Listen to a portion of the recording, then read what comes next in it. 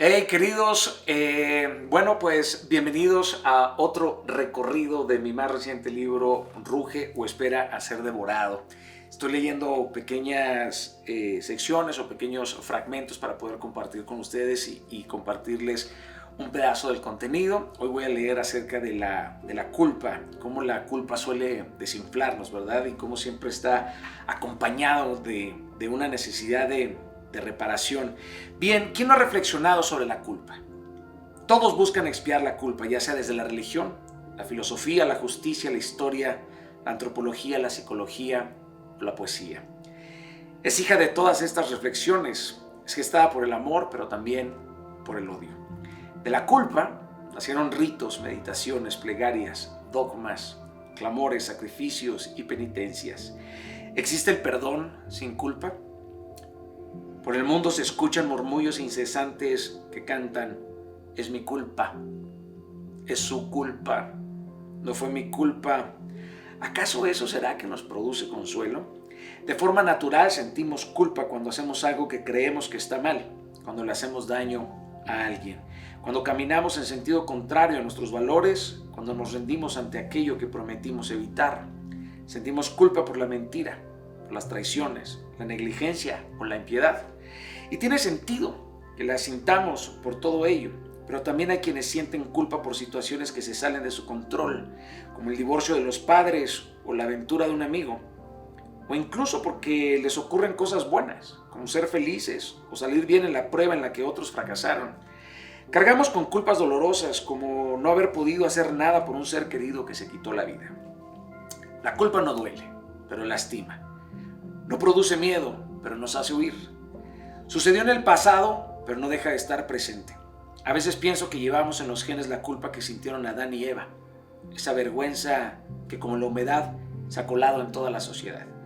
Es como si fuera un órgano que los humanos no se pueden extirpar, una brújula que nos orienta, una marca que solo borra el recibimiento genuino de Cristo Jesús.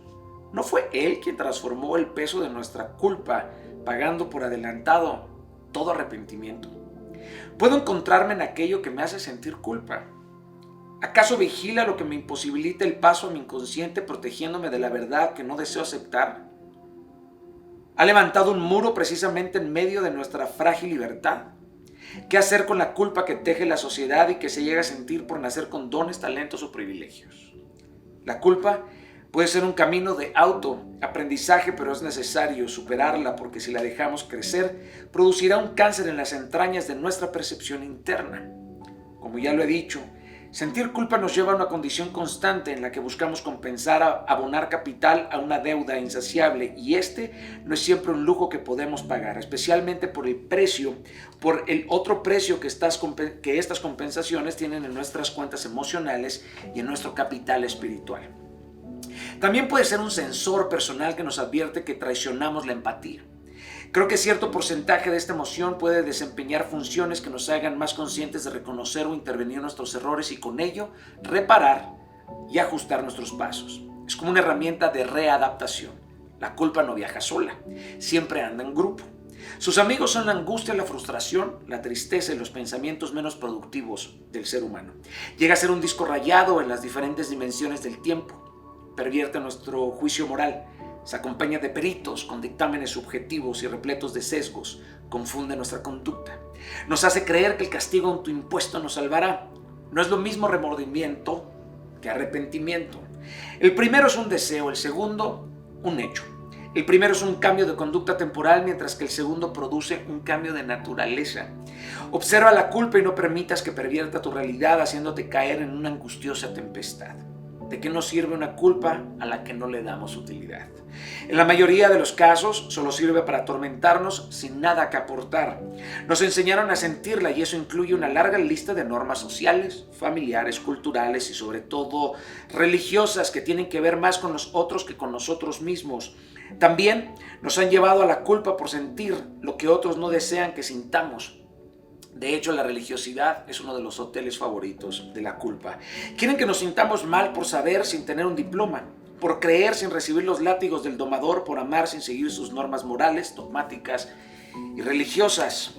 Debo admitir que he descubierto que me he descubierto herido por mi deseo de cumplir con la idea narcisista de la perfección impuesta por la religiosidad que olvida mi pertenencia al reino de Dios, no por obras, sino por gracia.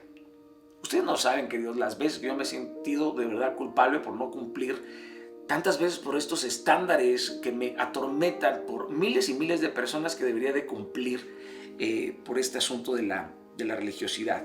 Creo que los que se sienten santos suelen barrer culpas bajo la alfombra de su hipocresía. Aunque tarde o temprano se descubran, fingir perfección te asfixia, el espejo no miente y devuelve siempre una imagen que te abofetea. Una de las mejores estrategias que he encontrado para avanzar frente a la culpa es el dominio de los límites de mi responsabilidad. Si logro delimitarlo, pongo freno a la compensación voraz. Desde esa base, logro identificar todos los pensamientos y conductas que me producen culpa. Solo así he podido detectar sus matices y efectos. Otro asunto fundamental es aprender que mis errores no son una condena y tampoco una ley de torpeza o una ley de pérdida. Expresar mis emociones con mis seres queridos siempre ha sido una buena forma de consuelo ante mis errores. ¿Dónde apoyarte? Fue mi culpa. Parece sencillo entonar esas palabras, pero el abismo existente entre arrepentimiento y remordimiento es un universo entero. Reconocer el error propio y asumir la responsabilidad consecuente es uno de los territorios más tenebrosos por los que un individuo puede cruzar. Para reconocer debemos cambiar de actitud y ese cambio es el salto al vacío que debemos dar, pero la culpa nos impide lograr. No lo podemos negar. Tenemos una creatividad inagotable para encontrar excusas e ignorar las equivocaciones. Tenemos un doctorado en escabullirnos de las consecuencias, pero la culpa tiene un truco fascinante. La culpa no te persigue, la culpa te atrae, querido. ¿Ok? Jugar el papel de víctimas inocentes creyendo que siempre pagamos los errores ajenos es la estrategia que abordamos como mecanismo de defensa para eludir nuestra responsabilidad absoluta e intransferible. Reconocer con sinceridad tras un proceso autocrítico es señal no solo de madurez y sabiduría, sino de amplitud del alma y de profundidad en el corazón. Reconocer y actuar consecuentemente nos alista para participar en el propósito de la enmienda. El reconocimiento de nuestro error no siempre será suficiente para otros y tiene sentido, pero solo arrancándonos el eterno castigo de la culpa avanzaremos en el intento de resarcir el daño, incluyendo el que nos hacemos a nosotros mismos. Podemos aliviar el error y la culpa con la actitud amorosa de liberar en confianza lo que sentimos. El pecado se robustece cuando nos lo guardamos, la confesión lo debilita, pero eso amerita un lugar seguro, porque la confesión te hace vulnerable. Al abrir las puertas de tu alma te expones a un sinfín de heridas. Esta reflexión me lleva a preguntarme, ¿acaso mi familia, mis amistades, mis compañeros, mi pareja son un espacio seguro para poder ser vulnerable? En muchos casos la respuesta es un doloroso no. Vivimos en un exceso de juicio que amordaza a quien necesita de gracia. Es el terror que te encarcela para ser linchado por tus pecados. Es esta exigencia absurda de la imperfección juzgada por otro montón de imperfectos que creen tener la vara para medir la santidad. Y es que cuando hace frío en el corazón, solamente es posible calentarlo con el amor, la piedad y la misericordia. Me puso la otra mejilla y yo le di un beso. Jesús dijo vayan, pero nosotros hemos acostumbrado a exigirle a los demás que vengan.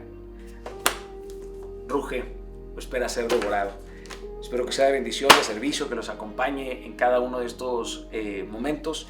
Meditaciones, herramientas, rutas, mucho material de apoyo ya disponible en toda Latinoamérica. Gracias.